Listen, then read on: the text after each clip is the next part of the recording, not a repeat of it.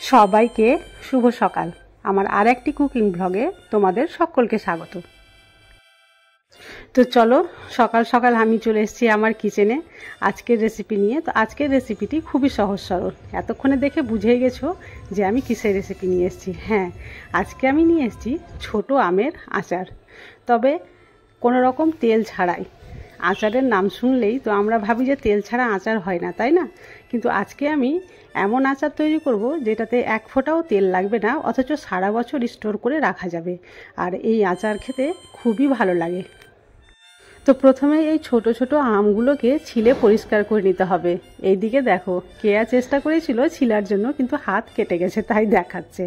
তো আমি সবগুলো আম বটিতেই ছিলে নিচ্ছি।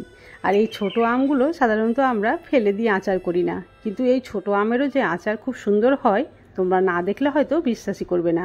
আর এত অল্প সময়ের মধ্যে হয়। তো চলো, ভিডিওটি স্কিপ না করে প্রথম থেকে শেষ পর্যন্ত দেখো, আশা করছি তোমাদের খুবই ভালো লাগবে।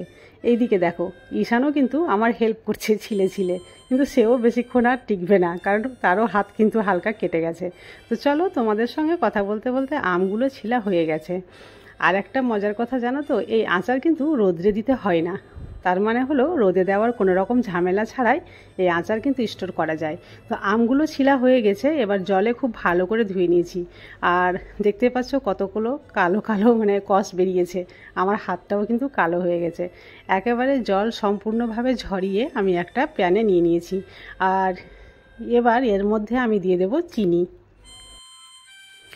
আম যেহেতু টক ছিল না বেশি, আর আমগুলো সাইজে ছোট, তো টক তো কমই হবে, তাই আমি চিনির পরিমাপটা একটু কম করে দিচ্ছি।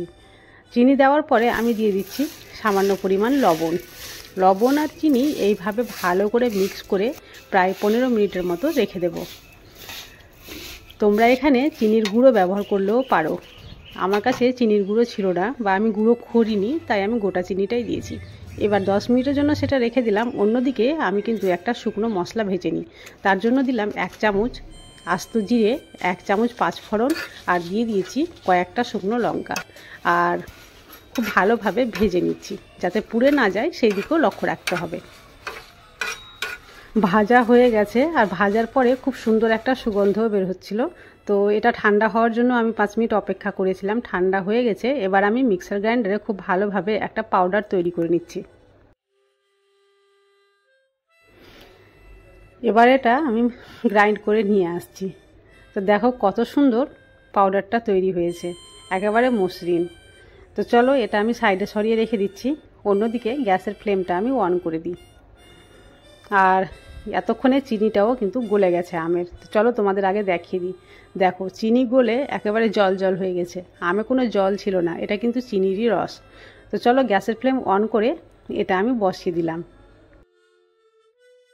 কিছুক্ষণ নাড়াচাড়া করার পরে আমি এর মধ্যে কিন্তু এবার গুঁড়ো মশলা অ্যাড করে দিব। তো দেখো, আগে থেকে যেহেতু লবণ আর চিনি দিয়ে রেখেছিলাম, তো এখন শুধু আমি অ্যাড করব হলুদ গুঁড়ো। আর কালারের জন্য দিয়ে দিচ্ছি কাশ্মীরি লঙ্কার গুঁড়ো, কারণ কাশ্মীরি লঙ্কার গুঁড়োতে তো ঝাল হবে না। আর ঝালের জন্য তো আমি যে গুঁড়ো মশলা তৈরি করে রেখেছি, সেটাতে তো শুকনো লঙ্কা দিয়েছিলাম, সেটাতে ঝাল অবশ্যই হবে। আর এটা টক মিষ্টি ঝাল সব রকমই হবে আর কি আচারটা। তো বেশি ঝাল করেও কিন্তু ভালো লাগবে না খেতে। তো যাই হোক, এদিকে অনেকটাই রসটা শুকিয়ে এসেছিলো। এবার আমি গুঁড়ো মশলাটাও দিয়ে দিলাম। আর একটু নাড়াচাড়া করার পরে দেখবে যখন একটু শুকিয়ে আসবে, তখন এর মধ্যে আমি দিয়ে দেব ভিনিগার। ভিনিগার দিলে এটাও সারা বছর স্টোর করে রাখতে পারা যাবে। আর যেহেতু এটাতে তেল নেই, কোনো রকমভাবে তেল আমি ইউজ করছি না, তো এর রসটা যাতে কোনো রকমভাবে না থাকে, সম্পূর্ণ কিন্তু শুকিয়ে নিতে হবে। তো দেখো, এবার শুকিয়ে গেছে অনেকটাই। আর আমি কিন্তু ভিনিগারটা নিয়ে নিয়েছি, আর এর মধ্যে ভিনিগার এবার আমি দিয়ে দেব। এখানে আমি 1 ছিপির মতো ভিনিগার দিচ্ছি।